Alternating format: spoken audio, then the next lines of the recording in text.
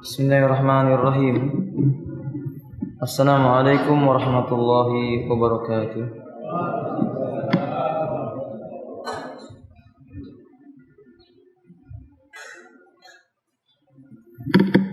Innal hamdalillah nahmaduhu wa nasta'inuhu wa nastaghfiruhu wa na'udzu billahi min shururi anfusina wa min sayyiati a'malina man yahdihillahu fala mudilla lahu wa man yudlilhu fala hadiya lahu. Ashhadu an la ilaha illallah wahdahu la syarika lahu wa ashhadu anna Muhammadan abdullahi wa rasulullah. Allahumma salli ala Muhammadin wa ala alihi wa ashabihi wa man tabi'ahum bi ihsan ila yaumiddin. Amma ba'du. Min tafsir surah As-Sams, dari tafsir surah As-Sams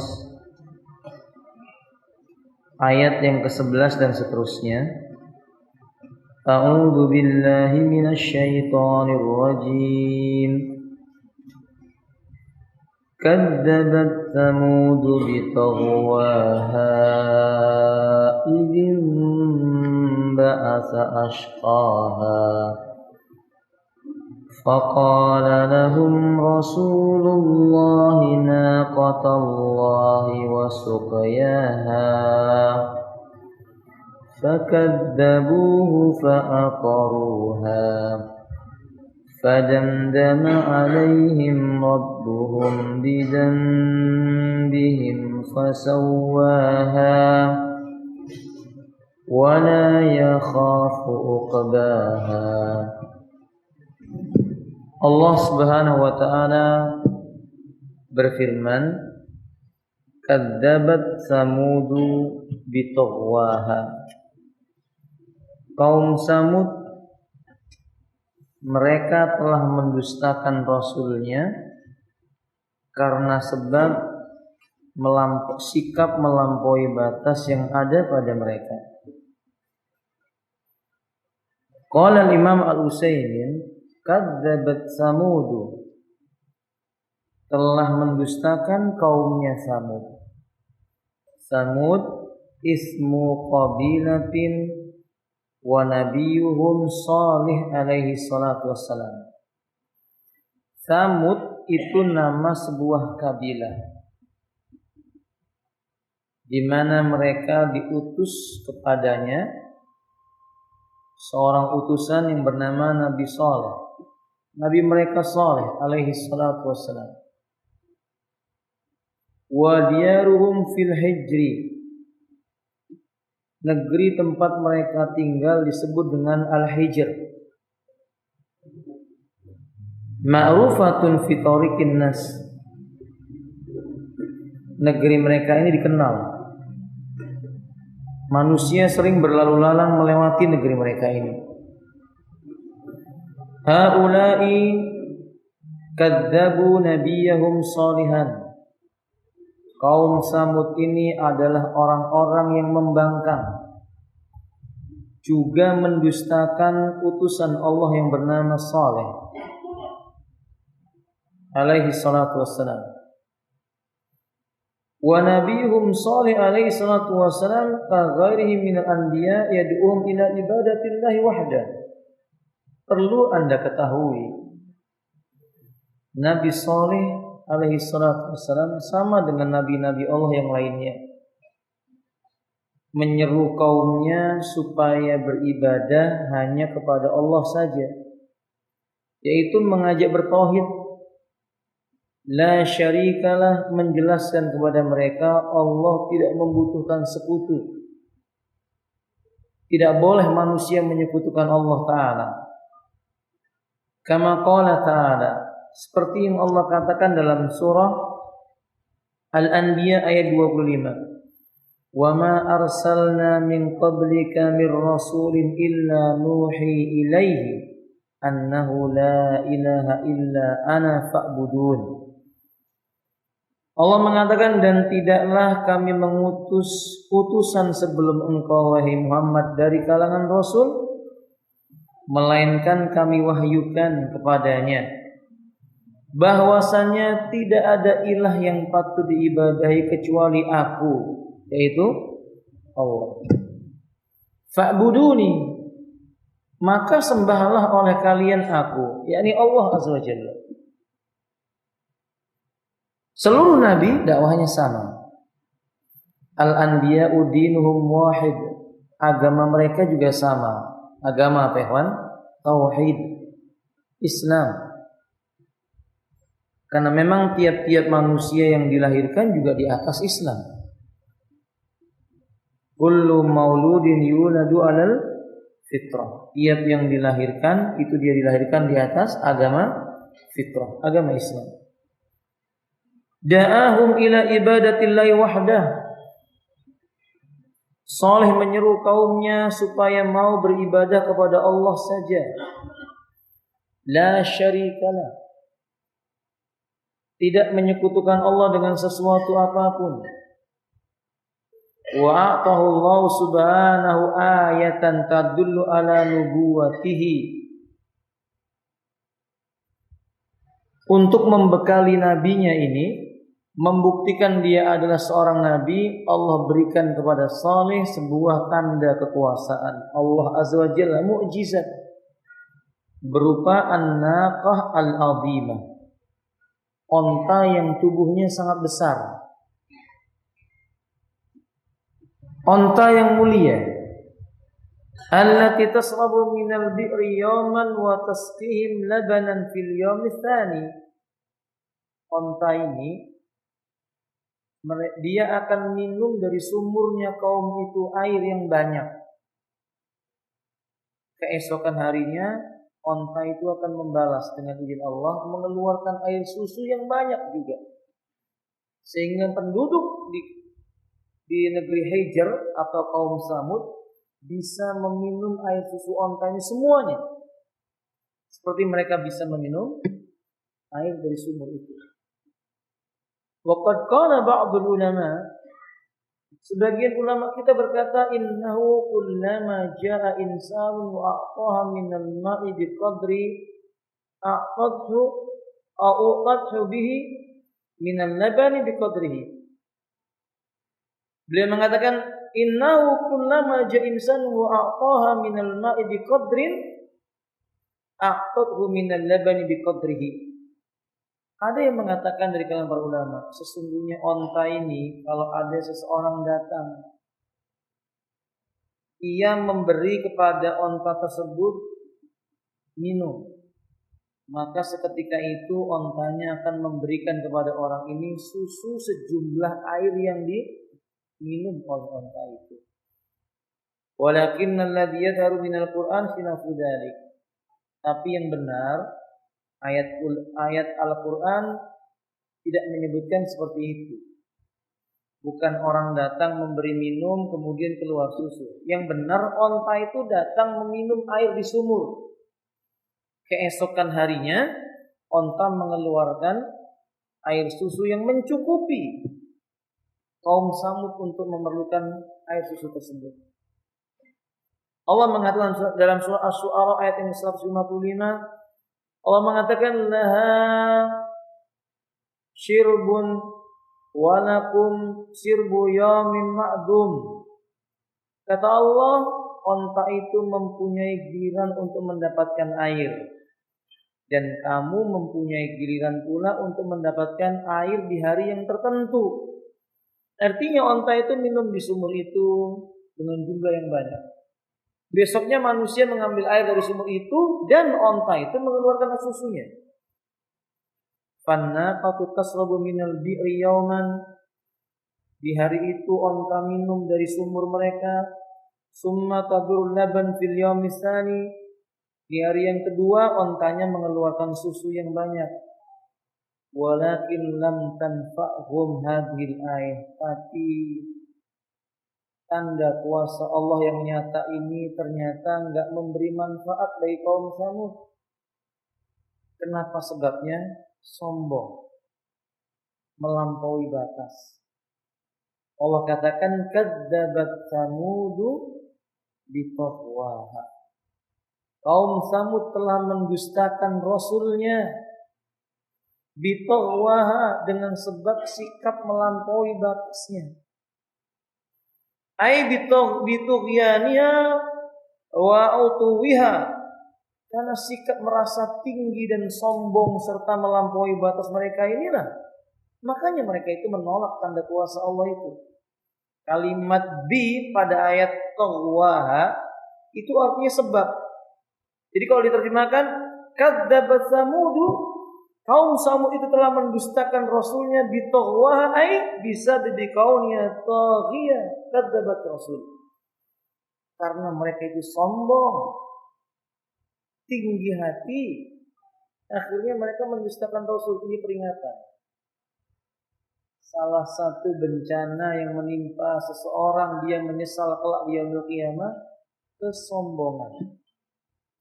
Nabi kita berkata, la yadkhulul jannata man kana fi qalbihi mithqala dzarratin minal kibr. Tidak akan masuk surga seorang hamba yang di dalam hatinya ada sebesar biji darah, sebesar semut yang kecil atau biji sawi, sifat sombong. Sahabat-sahabat berkata, apakah memakai pakaian yang baru, sendal yang indah itu sombong? Innallaha jamil yuhibbul jamal. Kalau itu keindahan, Allah Maha Indah, Allah menyukai sesuatu yang indah.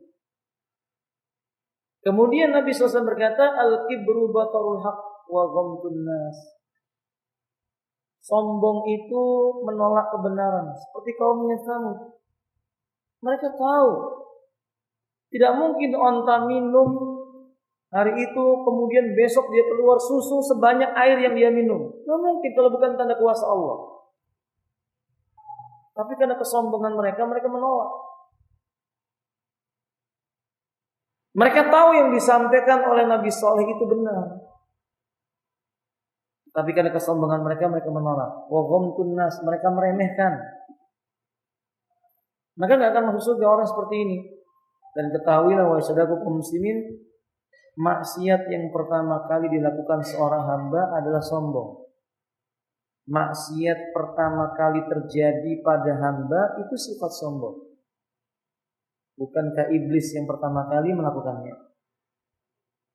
Belum ada kedustaan, belum ada penipuan, belum ada kesyirikan. Pertama kali muncul maksiat adalah sombong. Wa idh qulna lil malaikati isjudu li adama fasajadu illa iblis aba wastakbar wa kana minal kafirin. Tatkala kami berkata kepada malaikat, sujudlah kalian kepada Adam, sujud semua malaikat kecuali satu makhluk, iblis. Ia enggan dan sombong. Jadilah iblis termasuk golongan orang-orang yang kafir, yaitu ingkar. Hati-hati. Kesombongan membuat menolak kebenaran, menjadikan pelakunya bisa kufur, keluar dari syariat Islam, dan menyebabkan dia kekal dalam neraka. Idin ba'asa asqaha, kata Allah Ta'ala, idin ba'asa asqaha, tatkala atau ketika. In ba'asa, kalimat in ba'asa, ikhwafillah, dalam bahasa Arab maknanya adalah intaliq bisur'atin, bangkit dan pergi dengan cepat. Bangkit pergi dengan cepat itu disebut dengan inbas. Kemudian asqaha, arti kalimat asqaha yaitu maknanya ai asqa Samud, orang yang paling celaka dari kaumnya Samud. Idin ba'asa asqaha, tatkala bangkit dengan cepat salah satu orang dari kaumnya Samud yang paling celaka. Hada bayanu litughyanil ladzi dzakara Allah azza wa jalla wa dzalika hina in ba'asa asqaha. Ayat ini menjelaskan tentang perbuatan mereka yang menyombongkan diri dan melampaui batas itu, karena salah satu pemicunya orang yang bangkit di antara mereka lebih cepat ingin membunuh onta itu. Kesombongannya dan melampaui batasnya ini yang membuat dia celaka. Ikhwafillah rahimakumullah. Allah Subhanahu wa taala menyebutkan asqaha ay asqas samud ay a'lahum fis saqa wal iyad billah.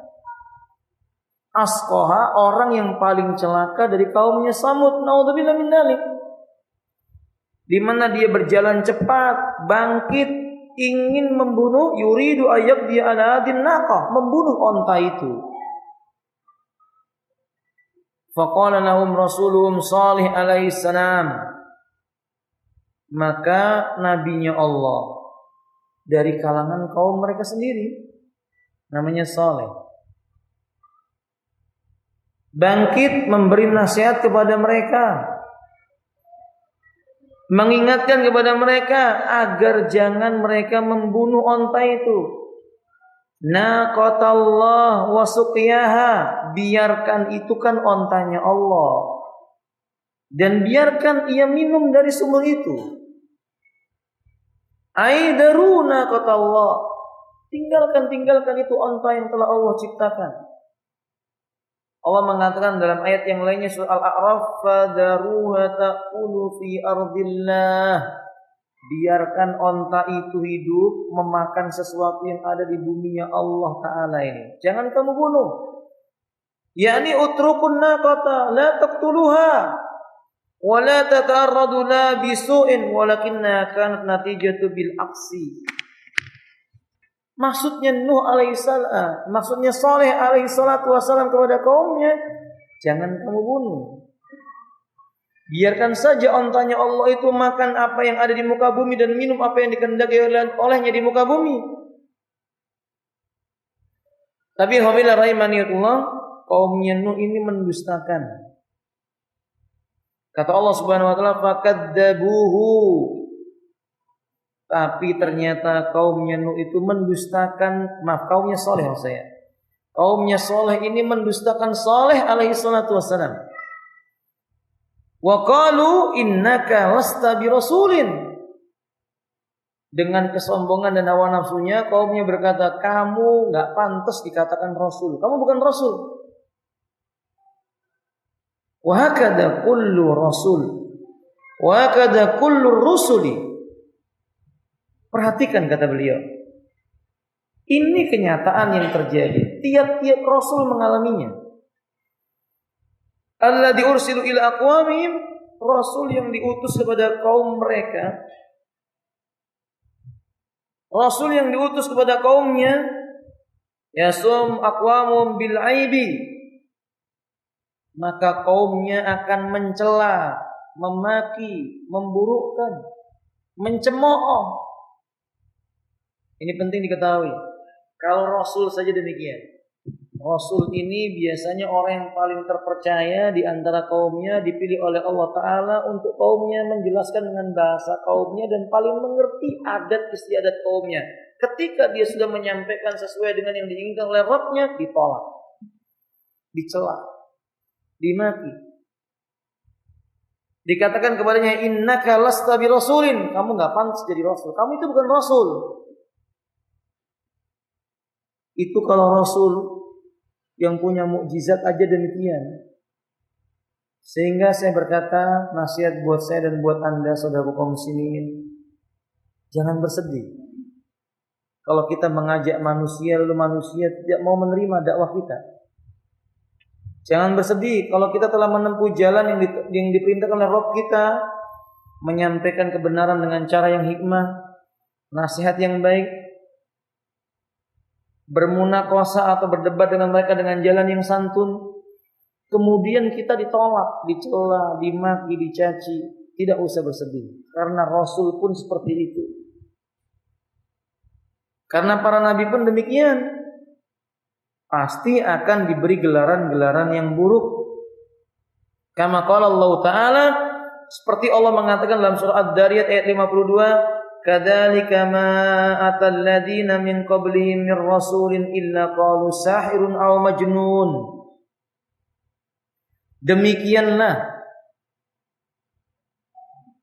tidak seorang rasul pun yang datang kepada suatu kaum sebelum mereka melainkan mereka akan berkata kepada Rasul itu, sahirun, kamu itu sebenarnya tukang sihir, atau majnunun, atau orang yang gila. Nabi dibegitukan. Sebelum Rasulullah SAW diutus, para nabi dan rasul yang lain juga dibegitukan. Kalau nggak dituduh tukang sihir, maka akan dituduh sebagai orang yang gila. Kalau zaman sekarang disebut orang aneh. Antum kalau mengajak kepada kebenaran, dia mengatakan ajaranmu itu menyelisih orang banyak. Sahih? Yang kamu bawa itu nggak pernah dijumpai di nenek moyang kami. Yang kamu bawa itu asing. Ini negeri Nusantara. Jadi kalau mau Islam yang kata mereka begitu. Antum akan dituduh dengan tuduhan yang aneh-aneh. Biasa seperti itu ya kawan, nggak apa-apa. Jadi kalau seorang dai dia akan paham itu hal yang sudah lumrah. Dan kalau memang manusia sudah menyiapkan dirinya di barisan-barisan pendakwah dan pengajak kepada Allah Ta'ala, menyebarkan syiar Islam, dia harus sudah siap. Dituduh, dicela, dimaki. Enggak hanya itu, diancam bunuh. Bukan hanya itu, benar-benar akan dibunuh dan dibunuh. Bukankah para nabi sebagainya dibunuh oleh orang-orang Yahudi? Maka saudara kaum muslimin, ada yang sudah siap. Bila mereka mengajak kepada Allah, mereka mencari surga. Bila mereka wafat di dalam dakwah, mereka hanya mengharapkan balasan di sisi Allah Ta'ala. La tahzan. Jadi jangan bersedih. Sunnatullah itu akan berlaku. Wa kadzalika ja'alna likulli nabiyyin aduwan sayatin minal jinni wal sayatinul jinni wal ins. Demikianlah kami jadikan pada tiap-tiap nabi itu ada musuh dari bangsa jin dan ada musuh setan dari bangsa jin dan manusia. Jelas. Tiap para dai akan ada musuhnya. Nah, jangan mencari musuh. Siapkan saja dengan ilmu, siapkan saja dengan iman yang kokoh, banyak berdoa kepada Allah, musuhnya akan datang. Gak usah dicari, akan datang. Dan bila itu datang, ingat dengan firman Allah Subhanahu wa taala, illal ladzina amanu wa amilus shalihat wa tawasaw bil haqqi wa tawasaw bis sabr. Kecuali orang-orang yang beriman lagi beramal saleh, dia saling menasihati dalam perkara yang benar. Dakwah wa tawasaw bis sabr, dan dia saling menasihati dalam masalah kesabaran, sabar dalam dakwah. Itu yang dialami oleh para nabi dan rasul, termasuk Nabiullah Saleh alaihi salatu wassalam. Nabi Saleh. Kullur rusuli qila lahum hada sa'irun aw majnunun. Semua rasul tiap-tiapnya mereka dituduh dengan tuduhan tukang sihir atau orang gila. Kama qila lirrasuli alaihi salatu wassalam, sebagaimana nabi kita sallallahu alaihi wasallam dituduh innahu sahir, kata mereka Nabi Muhammad itu tukang sihir, kadzab, pembohong, majnun, gila, syairun, cuma penyair. Karena penyair itu biasanya suka apa ya kawan? Suka menghayal. Makanya dituduh dengan penyair. Kahinun, dukun. Ikhwan billah rahimani wa Allah. Coba Anda perhatikan kata beliau, walakinna alqabu su'ul lati yulaqibuha al-a'da'u li awliya'illahi ta'ala tadurrum, akan tetapi tuduhan-tuduhan, lakop-lakop, gelaran-gelaran buruk yang disematkan musuh-musuhnya Allah, musuh-musuh walinya Allah, musuh-musuhnya nabinya Allah azza wa jalla, itu enggak akan memudaratkan mereka. Mereka jalan terus dalam dakwahnya. Kalau kita mau cermati dengan baik, aneh orang-orang kafir itu menuduh Nabi sahirun, kadzab, majnunun, syairun, kahinun. Sifat ini disematkan kepada Nabi. Justru ucapan mereka itu bertentangan. Mereka mengatakan Nabi itu penyair yang gila. Bertentangan, gimana tidak bertentangan? Mana mungkin orang gila menjadi penyair? Karena penyair itu identik dengan orang yang cerdas. Ucapan mereka membantah ucapan mereka sendiri. Ayo ya, Dan kadalik. Maka sebab itu saudara kaum muslimin, tiap musuh Allah kalau dia memberikan gelar kepada para dai yang mendakwakan di jalan Allah, cepat atau lambat dibongkar sama Allah. Diperlihatkan oleh Allah Azza wa Jalla. Bal yazdaduna bidzalika raf'atan indallahi subhanahu wa ta'ala. Bahkan tuduhan, cemoohan, gelaran-gelaran buruk dari orang-orang yang menjadi musuhnya Allah terhadap wali-walinya Allah, itu menambah derajatnya lebih tinggi kedudukan wali itu di sisi Allah Azza wa Jalla. Diampuni dosa-dosanya, disematkan rasa cinta Allah kepadanya, karena Nabi mengatakan, idza aradallahu ta'ala ala abdi mahabbatan yusib lahu, atau kama qala alaihi wasallam, kalau Allah mengendaki rasa cintanya ada pada hambanya, Allah uji hamba itu. Ujiannya macam-macam, dicela, dimaki, dicemooh. Mungkin kita sudah mengalaminya. Mudah-mudahan itu penghapus dosa kita. Kalau itu terjadi pada diri kita, ikhlaskan niat kita ya, Pak. Jangan pedulian cacian orang. Dakwah dituduh aliran keras, nggak apa-apa. Lawang kita nggak keras kok. Itu hanya anggapan mereka. Sahih? Antum menyampaikan kebenaran, antum dituduh Islam murni, malah seneng. Jangan itu Islam murni, ya bener. Masa mau Islam yang campur aduk? Kita maunya Islam yang gimana ya, Wan? Ya yang murni, yang benar-benar datang dari Nabi. Bukan Islam gado-gado, bukan. Kita bukan mau Islam Nusantara, kita mau Islamnya Nabi. Islam yang dibawa oleh siapa? Rasulullah sallallahu alaihi wasallam. Antum akan dituduh Wahabi, nggak apa-apa. Karena Wahab itu salah satu nama Allah, Al-Wahhab. Jadi kalau antum disebut Wahabi, artinya antum orang yang menisbatkan diri ingin menjadi hamba Allah yang paling baik. Namanya Wahabi, nggak apa-apa.